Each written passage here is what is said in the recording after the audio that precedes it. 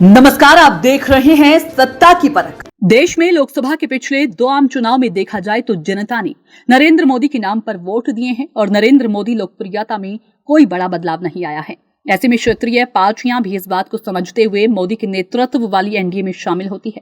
NDA में ओम प्रकाश राजभर और चिराग पासवान के अलावा बिहार से इस बैठक में राष्ट्रीय लोक समता पार्टी के उपेंद्र कुशवाहा, विकासशील इंसान पार्टी के मुकेश साहनी और हम पार्टी के जीतन राम मांझी की एंट्री न सिर्फ ये बताती है कि जातीय समीकरण की राजनीति में नरेंद्र मोदी कितना दम रखते हैं, बल्कि ये पता चलता है कि कैसे बीजेपी छोटे छोटे दलों को अपने करीब लाने में जुटी हुई है। साल 1998 में जब एनडीए बना था तो इसमें 24 पार्टियां शामिल हुई थी, लेकिन उस समय के एनडीए और आज के एनडीए में काफी बदलाव आ चुका है।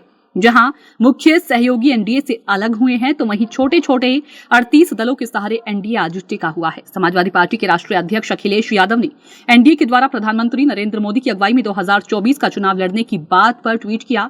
वो 2 और जोड़ लेते तो 38 में 2 और जुड़ जाते तो पूरे 40 पूरे हो जाते।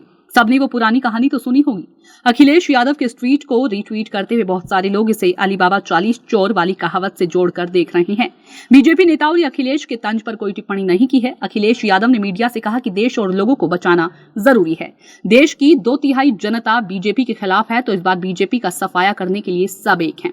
बीजेपी के लिए एनडीए से नई पार्टियों को जोड़ने के साथ साथ ये संदेश देना भी अहम है कि अगर विपक्ष की बैठक में 26 दल शामिल हुए तो बीजेपी की बैठक में 38 दल आ रहे हैं। बीजेपी का कहना है कि 38 पार्टियां उसके डिनर मीटिंग में शामिल हुई है।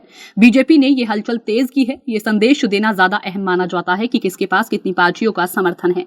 कर्नाटक में हुई हार के बाद बीजेपी ये समझ चुकी है कि उसे पार्टियों के साथ की जरूरत है। बीजेपी छोटी क्षेत्रीय पार्टियों को आने वाले चुनाव में साधने का प्रयास कर रही है, खासकर दक्षिण में, जहां बीजेपी उत्तर भारत के मुकाबले कमजोर और क्षेत्रीय दल काफी मजबूत है। दक्षिण में 130 लोकसभा सीटें हैं। यहां बीजेपी की मुख्य सहयोगी पार्टी एआईएडीएमके है, जिसने 2019 के लोकसभा चुनाव में तमिलनाडु में 39 सीटें जीती थी।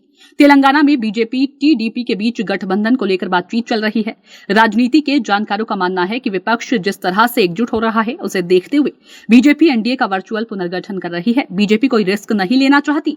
उसे पता है कि नरेंद्र मोदी जितने लोकप्रियता वाले नेता देश में कोई और नहीं है। हालांकि पिछले दिनों में उनकी लोकप्रियता में कमी आई है, लेकिन फिर भी वो तमाम छोटे दलों को दिल्ली की बैठक में बुलाकर उन्हें अपने साथ जोड़े रखना चाहते हैं। इनमें से कई पार्टियों के पास लोकसभा में से 1-2 सीटें हैं, कुछ के पास तो एक भी सीट नहीं है। देखिए सत्ता की परख के लिए हर्ष सिंह की रिपोर्ट।